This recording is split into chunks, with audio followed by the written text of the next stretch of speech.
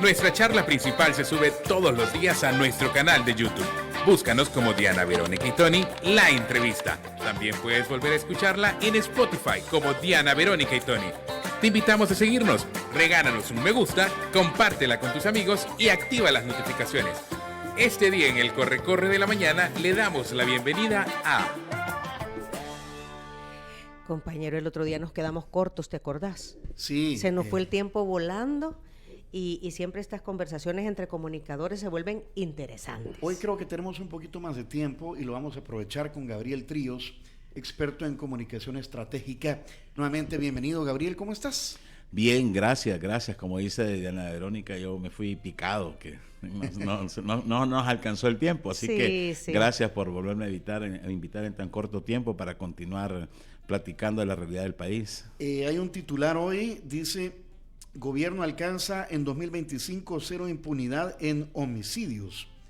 ¿Qué significa esto en el tema de impunidad? Bueno, ayer vi las entrevistas de los ministros y estaban hablando de ese tema. Y creo que cuando tú ves las noticias y das un poquito de seguimiento, comprendimos un poquito ese tema de cero impunidad, porque creo que están teniendo una efectividad muy alta en cuanto a la captura en el caso de homicidios. Creo que todos lo podemos monitorear, que hay un crimen y están notificando en 1 o 2 días o un poquito más de días, pero notifican de la captura del sospechoso, ¿verdad? Y eso es bien también interesante y va a ser un referente importante para el tema de la impunidad, porque está la captura y luego en el seguimiento hay que ver el proceso judicial luego.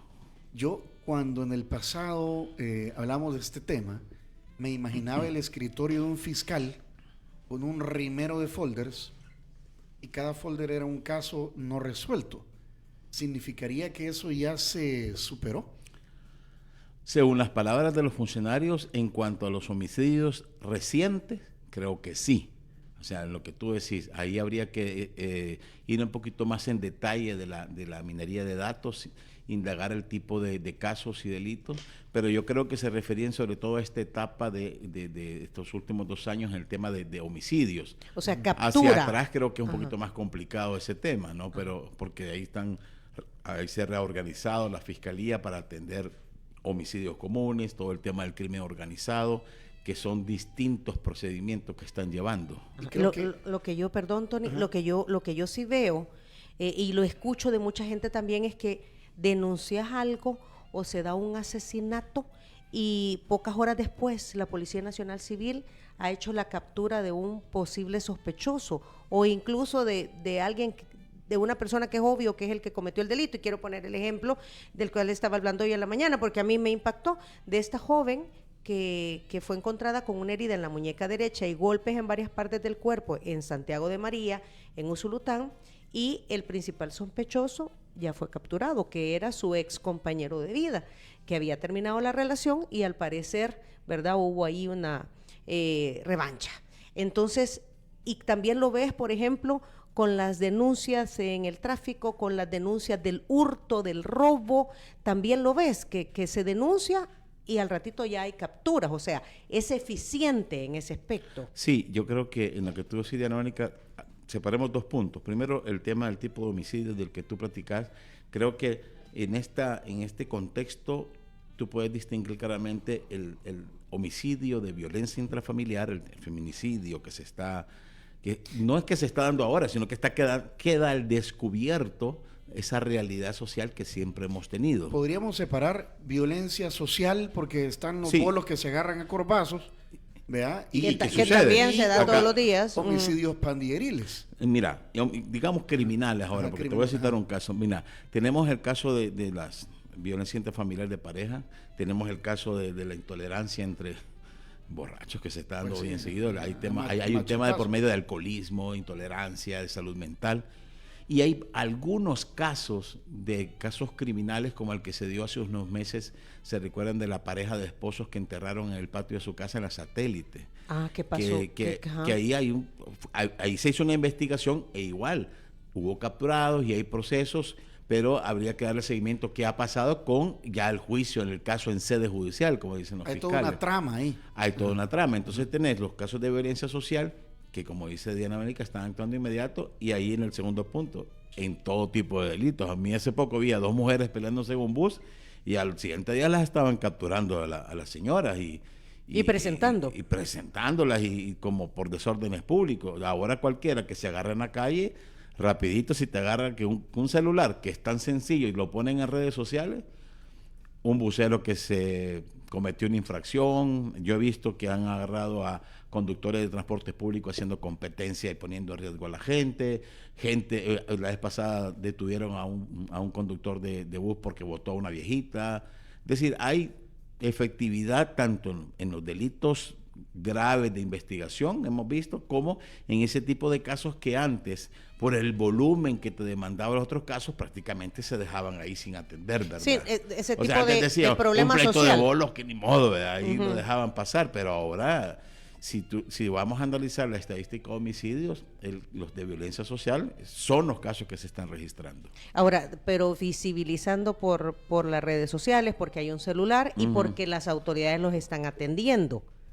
Es lo que tú dices. Así es, ¿no? Hay Ajá. una atención inmediata a este caso, independientemente nos parezca un pleito de señoras dentro de un bus, que al final, si uno empieza a dimensionar, que no es normal porque lo habíamos normalizado, la violencia social también la habíamos normalizado, que te pelearas en el tráfico, que te insultaras con el otro conductor, que 2 mujeres o 2 hombres se peleen en la calle. Que te robaran Ya el no. celular, que te abrieran el carro era normal. Son tipos de delitos que al final también los policías y los fiscales ni querían atender un hurto de una casetera, ¿verdad? Ajá, Soy somos maestro, ¿verdad? Soy maestros. maestro, ¿verdad? Pero a mí me robaron. Inmediatamente. A mí me robaron el CD player, ¿No te sí. acuerdas El que CD había- player. que habían caseteras que las sacabas del carro y te las Las andaban pusieron vos. de las moda. andabas cargando. Y Ajá, chiotada, ajá, el para que no hacía te la eso robaran. era- Ajá. ahí llegabas a la reunión con tu Mira, casetera. ahí Gabriel, aparte. significa porque está hablando, ayer estuvieron Gustavo Villatoro y el ministro De la Monroy. Defensa Nacional. Monroy. Merino Monroy, con Moisés.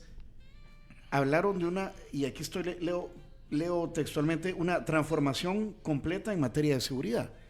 Es decir, ya no tienen que lidiar con gente quemada en un bus por las pandillas, y ahora hay tiempo para atender otros delitos que antes no se atendían porque estaban las pandillas. Y yo quiero agregar a eso que ahora, por ejemplo, también ves que si alguien se manifiesta que es simpatizante de grupos irregulares, inmediatamente es capturado. Sí, es que no están, o sea, acuérdate que todo eso reformaron en la ley, cualquier tipo de señal o tema que promueva alguna actividad pandilleril también es delito. Ajá. Entonces también ese tipo se está castigando, por eso a veces la gente dice, pero qué exagerado, si agarraron unos estudiantes haciendo unas señales y ya. Es que eso es el inicio de... Ese es el inicio de ahí. Ajá. Antes, la verdad que nos parecían nimiedades en frente de un acto de terrorismo como la quema de un bus, como los 18 muertos diarios, te parecía que no es nada. Pero si te vas a la esencia de dónde se empieza a transformar un tipo de delito de menor a grave, es en todos estos actos pequeños que empiezan a transformarse luego una señal de pandillero, 2 señales, 3 señales, y ahí se van reuniendo los grupos afines, como las maras estudiantiles que se estaban reorganizando, estos de la raza, ¿verdad? Ahí, por eso es importante que las autoridades actúen en cualquier acto de intolerancia o desórdenes públicos, porque la gente que dice, ahora lo piensa, la gente lo piensa. La vez pasada, mira, mis hijos juegan un torneo de fútbol en el Cafetalón.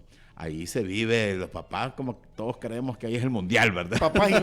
Sí, Papás intensos. se pone intenso, Todo el mundo sí. cree que está jugando la Copa del y Mundo. hay varios torneos simultáneos en el Cafetalón. Unos momentos, intentos de agredirse, pero la gente lo piensa. Ya la gente dice, mira, no, mírate que Nos van a te grabar. van a llevar. Y te van a llevar. Te van a grabar y te van a llevar. Entonces, poco a poco va calando también ese tema de ver que cualquiera que lo agarren en las redes sociales, denuncien pública o no públicamente, te pueden llevar en cualquier momento. El arma más poderosa del hombre libre es un celular con cámara y saldo.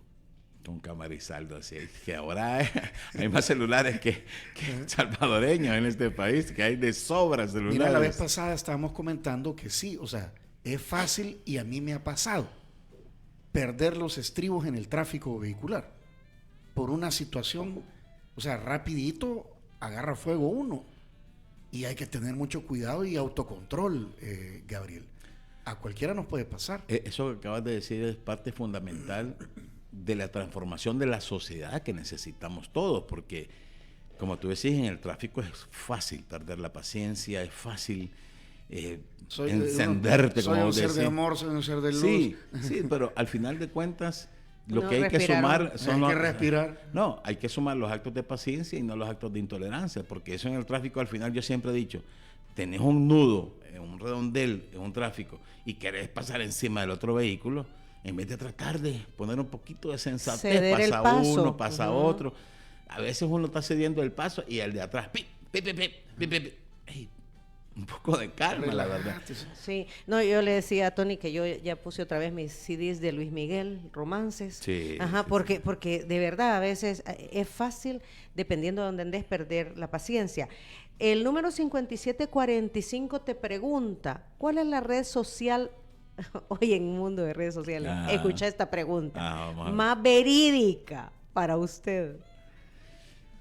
Mira, la verdad es que yo creo que en este ecosistema digital, por no llamarle a veces selva digital, La selva digital. hay de todo tipo. Mira, tú en X tú ves una red más agresiva, más política, más discusión.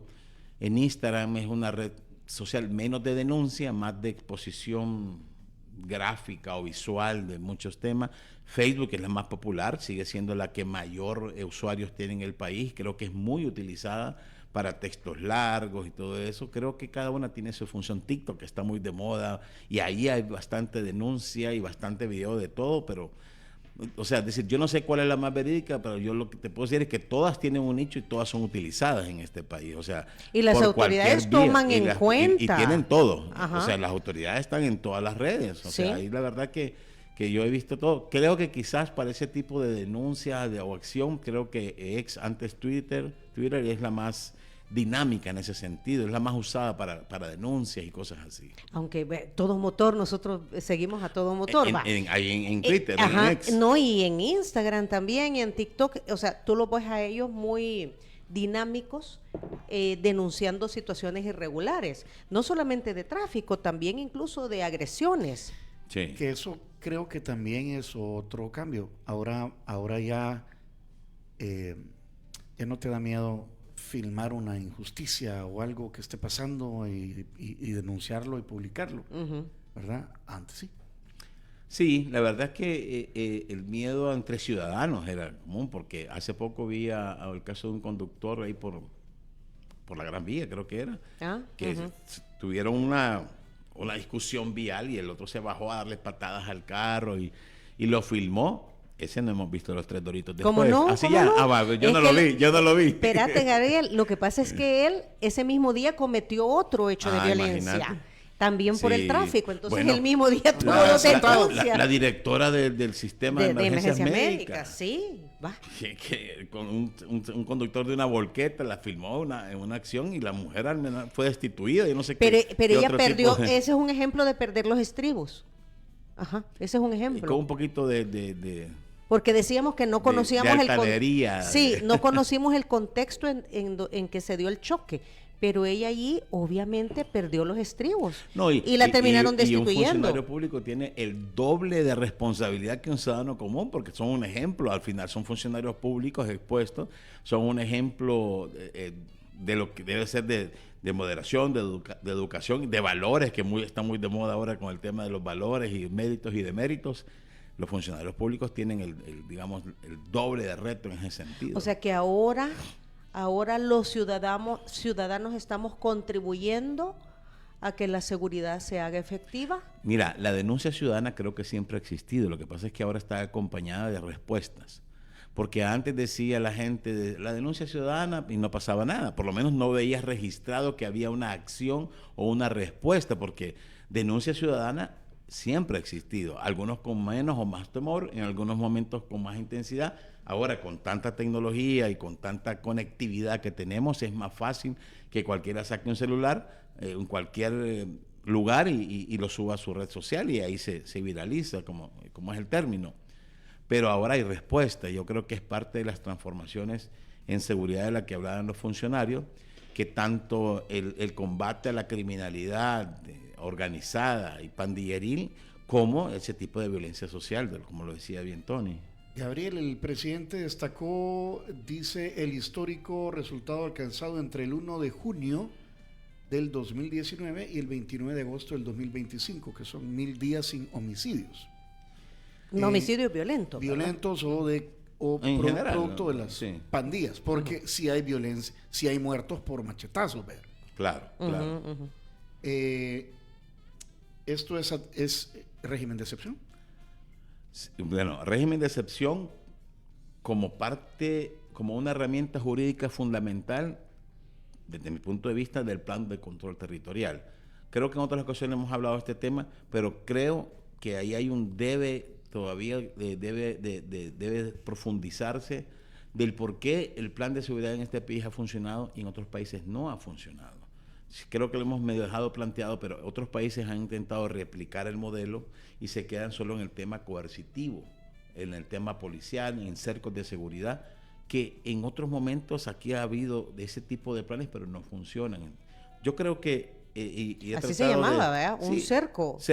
Los cercos de seguridad. Los cercos y todavía de seguridad se llaman así. Sí. Solo que ya no se llaman mano dura, super dura, extra dura, etcétera. Pero era una herramienta individual, es lo que tú dices. Para mí hay 5 puntos claves. Yo he tratado más o menos desde mi punto de vista de por qué funciona en El Salvador, ha funcionado y tenemos 1000 días sin homicidios, que es algo histórico. Nunca lo habíamos tenido en este país, 1000 días sin homicidios. Bueno, en 30 años solo habían 2, según las autoridades, solo había habido 2 días sin homicidio. Entonces, primero, el punto 1 es el tema coercitivo, evidentemente. Pero claro, ahí tienes que dotar de recurso humano capacitado y buenas herramientas de seguridad, buen armamento, buenas patrullas, buen equipo, buenos fusiles, para que tengan un efectivo combate.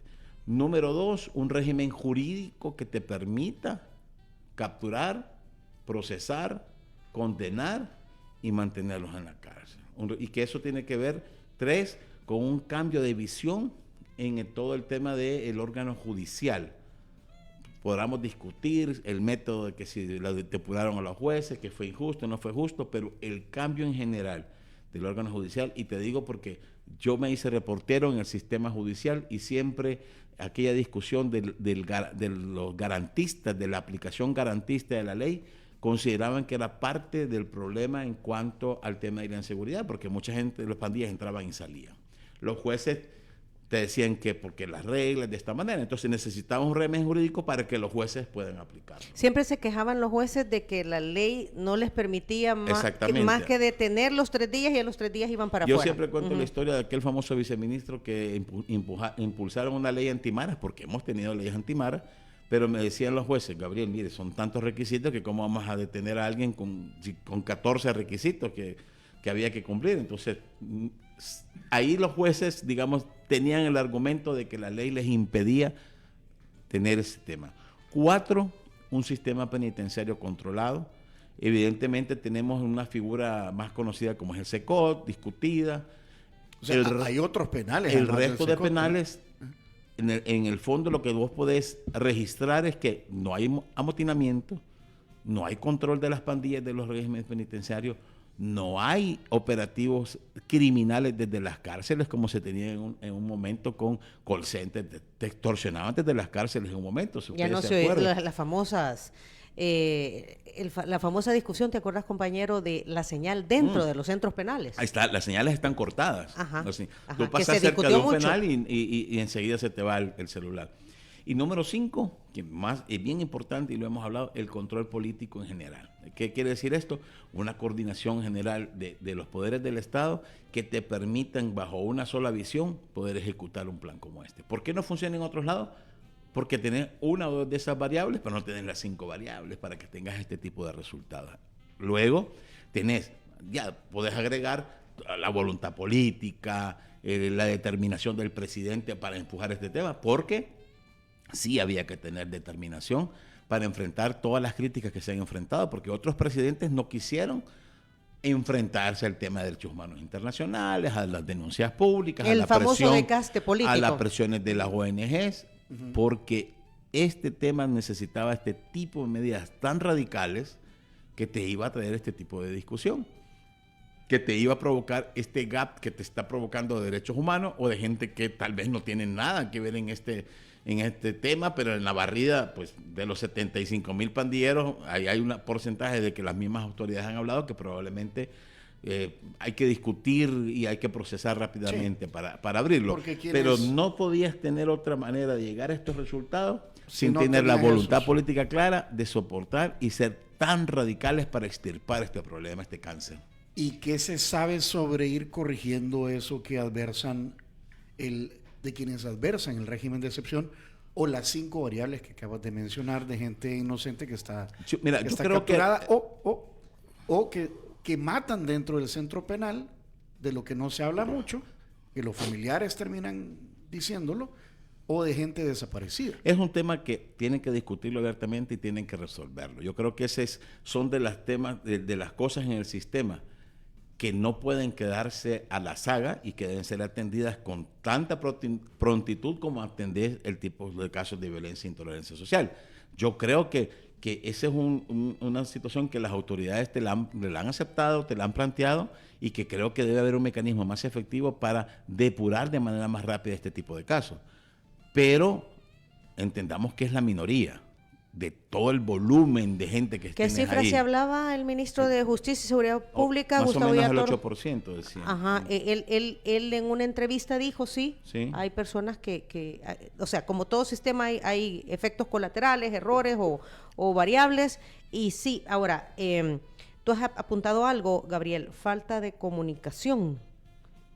O sea, si es no le quisiera llamar debilidad, pero si es una situación que también hay que atender, así como la denuncia efectiva, sí también hay que atender precisamente para que diversas organizaciones, para que la comunidad internacional, para que diversos analistas no ataquen lo que se está haciendo o cómo se está haciendo. ¿Por qué no comunicar más efectivamente?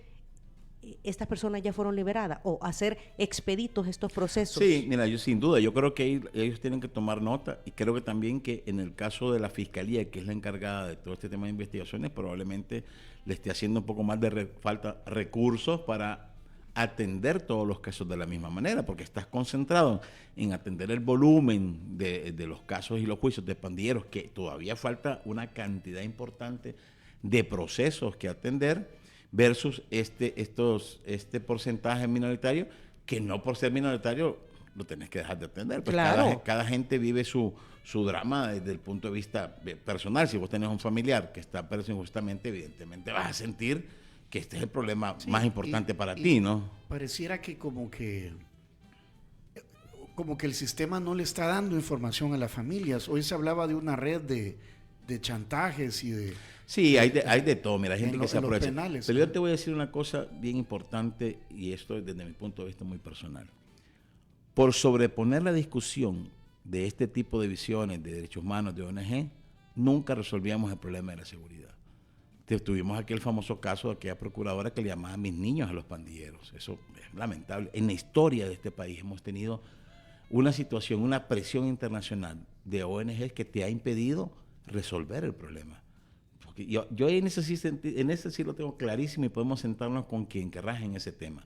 Pero tú puedes ver el contexto histórico como este país, después de la posguerra, fue un laboratorio de leyes, incluyendo Estados Unidos, cuando impulsó la reforma judicial 1 y 2, una cantidad de reformas y leyes que eran para una realidad que no estábamos viviendo, que eso en realidad fue un caldo de cultivo para evolución de muchas bandas criminales en esa época, que todavía las pandillas no controlaban tanto, del 92 al 2000, del 2000 hacia adelante, que fue cuando ya las pandillas empezaron a crecer y a consolidarse con la famosa deportación de pandilleros en las cárceles que hizo Clinton, que no podías hacer nada con esos pandilleros, no podías ni ficharlo, ni procesarlo, ni indagarlo, ni nada, porque decían, no, pero aquí no ha cometido ningún delito, no hay ningún tipo de herramienta jurídica legal que tengamos para controlarlo. Es que ese es un gran problema, entonces, me recuerdo, ahí sí. tú tenés que analizar cómo El Salvador fue limitado en muchas situaciones, primero por el trauma posguerra que vivíamos, que traíamos de toda la guerra de violación de derechos humanos, civiles y esto y lo otro, un montón de cosas. Se hicieron leyes pensando en ese trauma de la guerra, no pensando en el escenario real de posguerra que debías tener. Si tú venías atrás en ese recorrido, la ley del menor infractor, que era una barbaridad esa ley, cuando no podías, bueno, no sé si ustedes, pero nosotros cuando estábamos con los equipos de reporteros del área judicial, varias veces los jueces los multaron, los condenaron por publicar fotos de menores asesinos. Tuviste Código Procesal Penal y Penal, que a esta altura creo que han sido reformados tantas veces que creo que hay uno nuevo, porque empezaron ahí fue donde creo que se tomaron la idea de las megamillas, porque ahí salía, ahí los 3x1, ahí empezaron todo ese tema de la cárcel. época del buenismo. Entonces, todo ese tipo de leyes que nada que ver con el contexto Con la real realidad, que estábamos viviendo, más los jueces garantistas, más la imposición de visiones de derechos humanos extremas sobre el país en una situación que estaba viviendo, nos llevó a la situación que nos llevó y hay que aceptarlo. Hay una frase que dijo ayer el ministro importante, estaba más cerca las pandillas de controlar al Estado que el Estado controlar las pandillas, y eso es cierto. Controlado el 85% del territorio nacional. Esa cifra a mí es una barbaridad. Me llamó mucho la atención. Sí, ¿te acuerdas de esos mapas que las mismas autoridades de seguridad tenían y revelaban el mapa de El Salvador y cuando coloreaban dónde había presencia de pandilleros? Casi todo el país. Solo excepto algunos distritos, ex municipios, ahora distritos, estaban medio pintados de otro color, pero prácticamente tenían presencia en todos lados. Y Las no pandillas solamente las pandillas trastocaron toda la cotidianidad, toda la vida económica y social del país. Y no solo presencia, sino que control. No, control total de las entradas y salidas, de las colonias, de los barrios, de las fábricas, de las empresas, de tu vida, de tu libre tránsito. Ahí el palabrero era prácticamente el verdadero alcalde de esa zona, ¿verdad? Quién decidía y quién no decidía. Hasta dirimían pleitos de vecinos y decidían, todo decidían. ¿Qué está pasando o qué has visto tú o qué has leído sobre la realidad de todas esas familias que se nutrían del delito que cometían los pandilleros, que eran sus cabezas de familia? O sea, ahí hay esposas, hay parejas, hay hijos, sí. Hay una capa social. Mira, yo creo que debe haber una entidad, un instituto, una fundación, no sé, pero que profundice en el impacto sociológico de todas estas variables del tema de los pandilleros, de sus efectos y de los hijos de pandilleros y esposas de pandilleros y madres de pandilleros que ahí están y han quedado libres y necesitan un tipo de atención psicológica, un tipo de oportunidades sociales, porque ahorita apenas y vamos a empezar a tener las bases para la reconstrucción del tejido social, que es lo que te va a permitir que estos resultados no sean cortoplacistas, que no sean de 2 o 3 años, sino que realmente sean parte de lo que hablan de la transformación radical, elemental que necesita la sociedad para que los jóvenes, por ejemplo, que vivían en zonas de pandilla o viven en zonas controladas por pandillas, no vean en las pandillas una opción, porque antes un joven veía en el palabrero el héroe de la colonia. ¿Por qué? Porque era el que tenía el poder, tenía el control, tenía el dinero, se hacía lo que hacía. Un jovencito lo que quería era ser pandillero. Hay que erradicar, y ahí viene el trabajo social a profundidad que se debe hacer, y estudiar más a profundidad todos los efectos pre- y post-pandillerín de esta sociedad que estamos viviendo. Para mí es una opinión personal, para eso ahí es donde entra la dirección hoy de integración, por ejemplo, sí, precisamente sí. Para las oportunidades que estos jóvenes no tuvieron. Antes de irnos a la pausa, solo quiero leer rapidito estos comentarios. Freddy Gómez dice, mira qué compromiso, yo por eso los escucho, a ustedes les creo. Por ejemplo, a Don Tonis, desde que salía en Cuatrovisión. Y quiero leer esto que es la opinión de Paola, porque Estábamos buscando el chupacabras ahí. Ajá, esto es lo que piensan los salvadoreños promedio, padres de familia que quieren vivir tranquilamente con sus hijos. Dice ella, en el cafetalón se pone yuca. Las autoridades deben actuar desde que ven a alguno salbequeando, porque no se puede tolerar a ningún potencial agresor. Así es. ¿Verdad? Y es lo que hemos estado hablando. Aquí también tengo bueno, si querés dejamos planteado esto, Gabriel, ¿qué significa, dice el número 2787, lograr 1000 días sin homicidios para el país? ¿Es posible hablar de un saneamiento social en El Salvador a partir de la seguridad? Y Germán Hernández dice, ya vemos esto del menor infractor en otros países, al menor que mató al candidato. Bueno, el tema del candidato colombiano Uribe, Sí. ¿verdad? Solo 7 años estará en prisión, pero precisamente porque fue el ejecutor, lo que se hacía aquí Claro, también antes. lo utilizaron al que menor. lo utilizaron. Bueno, y no solamente reciente, lo usaron en la guerra. Los menores Lo siempre que son pasó aquí, objeto ajá. de las pandillas, de los ejércitos irregulares. Los menores son objeto de Los manipulación. exdirectores de la Policía Nacional Civil que nosotros hemos entrevistado nos decían es que utilizan a los menores precisamente para tener menos años de cárcel. Claro, pero ya vamos a hablar de ese tema. Ok. Muy bien. Antes, tengo aquí en mis manos... Ni se me ha acabado el anterior. Fíjate. Eso. Bueno, aquí viene el refil, ¿verdad? El refil tempranero del Cherito Café. Este viene desde la finca Las Veraneras. Es un zampacho Black Honey.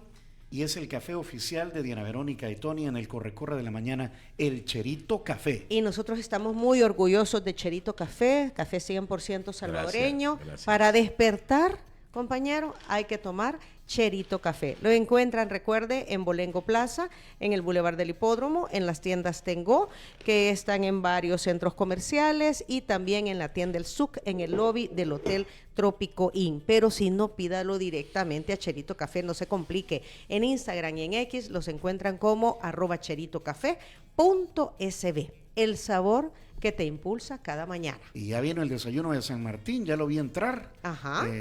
No te preocupes, que ya ahí pasó ya. Ahí, Yo estaba viendo la mesa. No, pero ya entró, No he entrado a la mesa, pero ya lo vi pasar. Ya entró a la cabina. En San Martín traemos esta temporada de septiembre el desayuno huevos endiablados.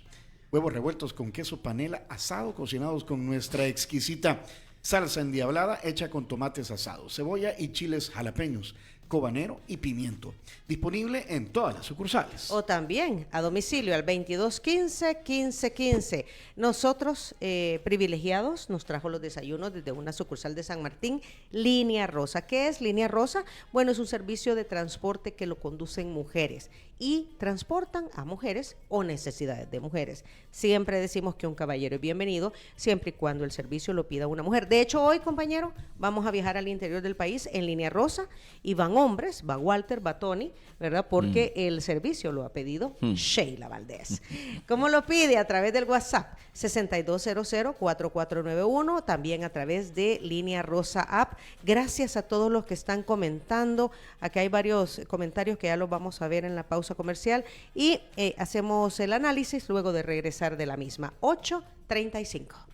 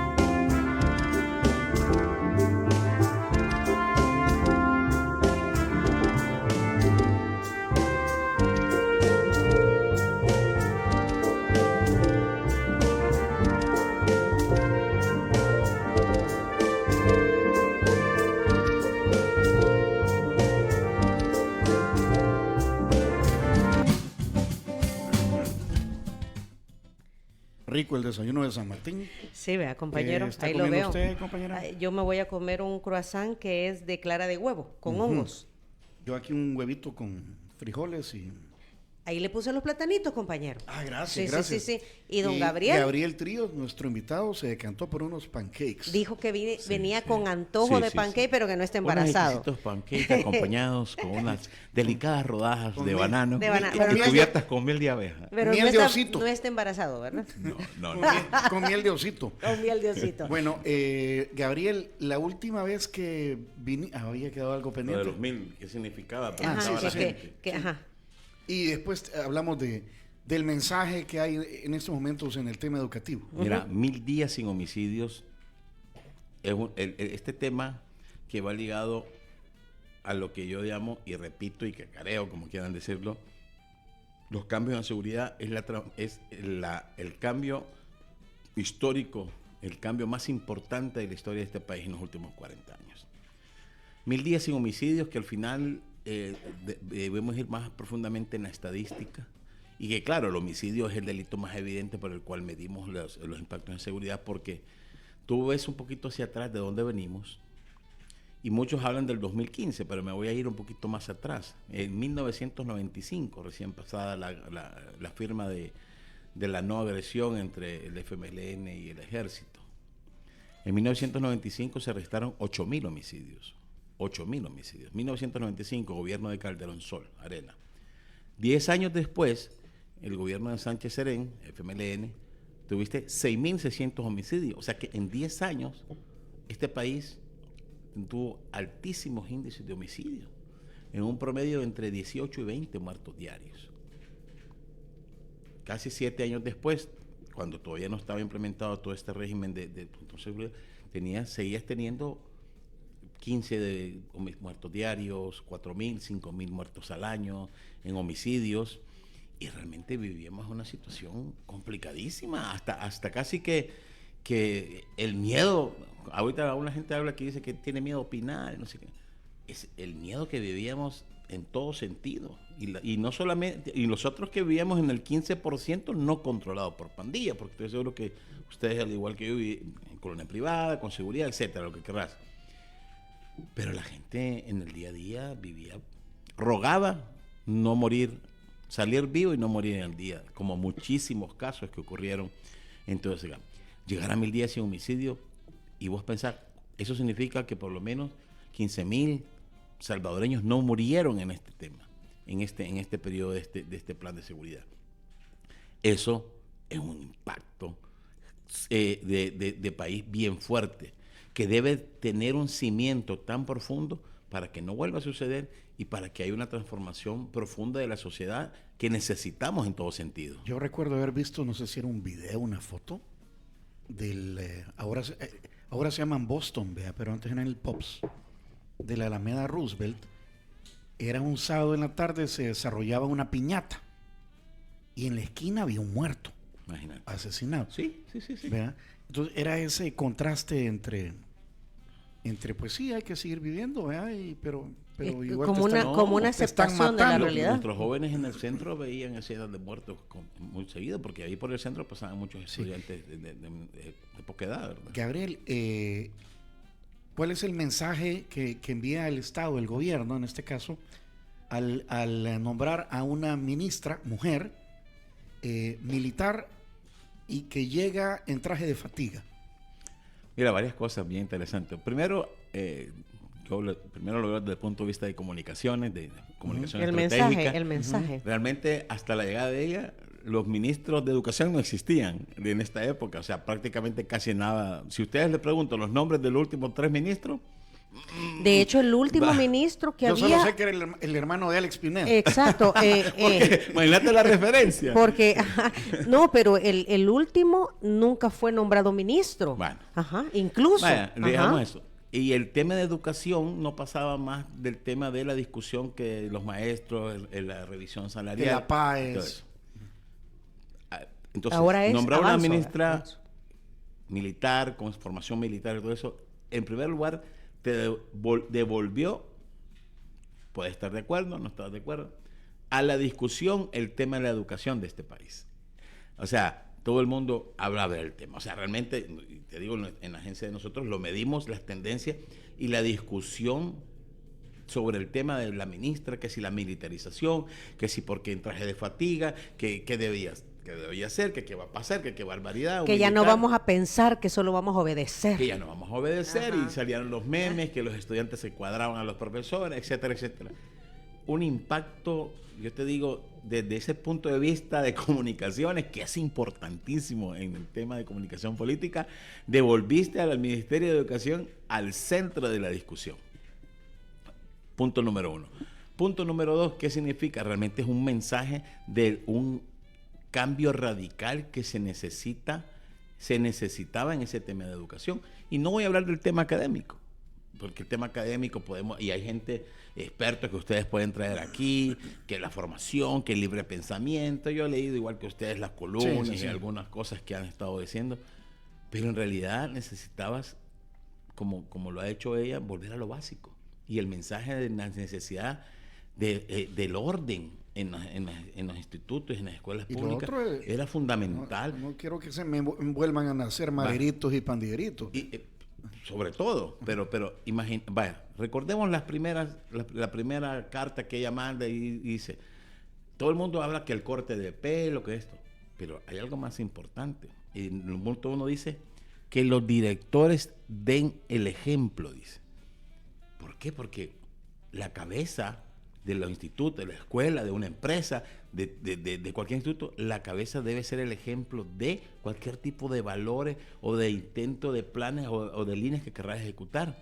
Los directores ahora los tenés en entrada, dándole la bienvenida a los alumnos, también con buena educación, que los estudiantes tienen el uniforme básico. Entonces, antes de discutir las astralidades de que qué pasa con las modernas matemáticas y que Singapur y Finlandia cómo educan, arreglemos lo más básico que era en las escuelas, el orden, los valores.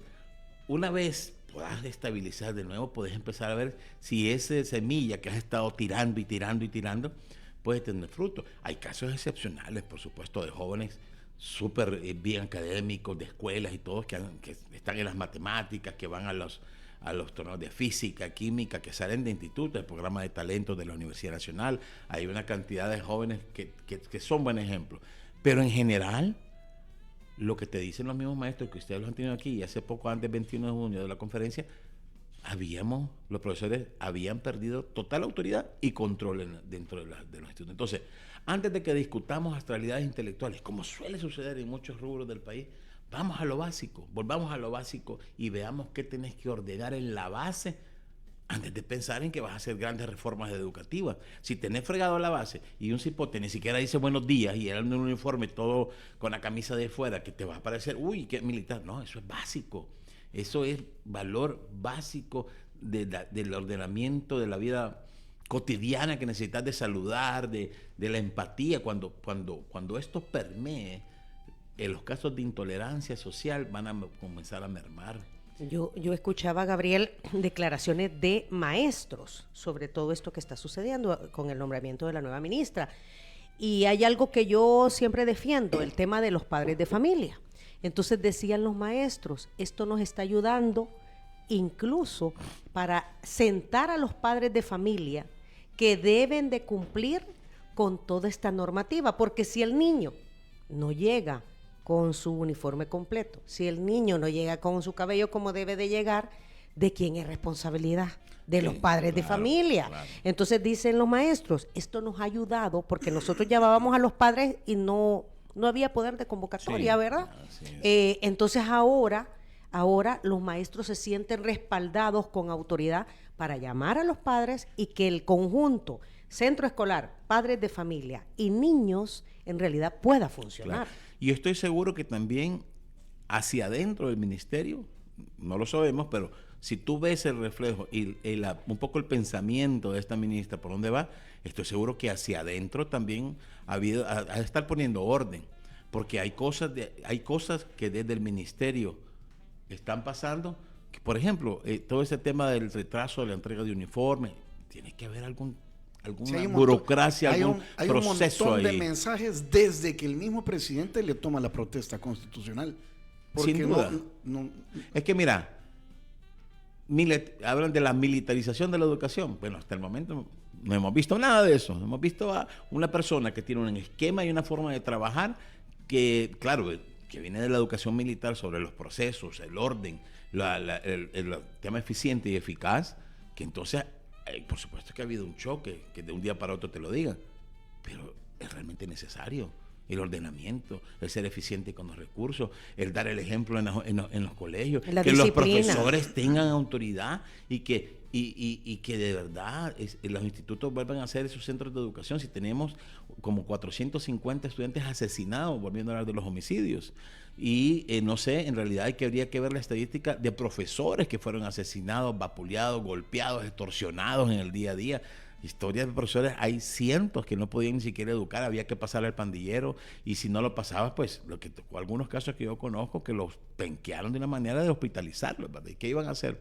No podía encontrar 20 tipos golpeándote de manera salvaje. Era evidente, traigan a los profesores y que les cuenten las historias realmente. Muy bien. Creo que ayer lo dejó claro el ministro Villatoro.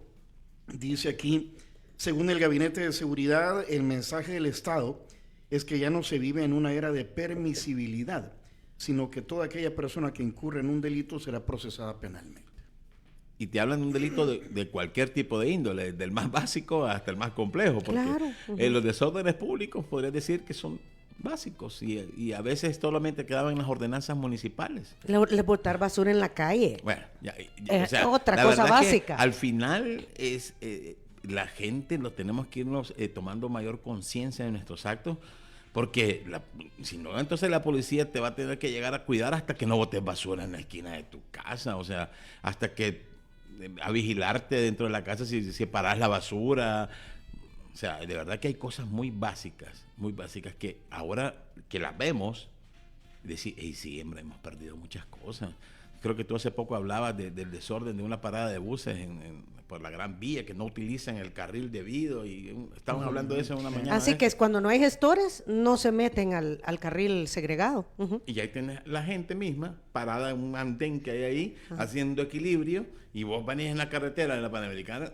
Y de repente para el bus. Exactamente. Bueno, yo creo que hay que hablar de estas cosas, reflexionarlas, ¿verdad? Son cosas que están pasando, que son cambios, y gracias por venir, Gabriel, nuevamente, porque ya se nos acabó. Se nos terminó el tiempo. Sí, es que estos temas son bien intensos. No, y veo que la gente también está Sí, ávida de no, eso. claro, la gente, sí, claro, sí. claro. 100 pechadas para los que tengan mala ortografía. Estoy de acuerdo, Ese Daniel Delgado. estoy de acuerdo. No, ha de haber comentarios de comentarios. Ajá, cabal. Sí. Bueno, Gabriel, gracias. No, a ustedes muchas gracias por la invitación. Siempre es un gusto venir a esta cabina y conversar con ustedes. Si quieren volver a escuchar esa entrevista, atención a lo siguiente. Muchas gracias por acompañarnos en nuestra entrevista. Para volver a escucharla e incluso verla, visita nuestro canal de YouTube Diana Verónica y Tony.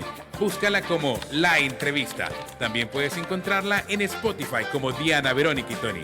Te invitamos a seguirnos, regálanos siempre un me gusta, compártela con tus amigos y activa las notificaciones.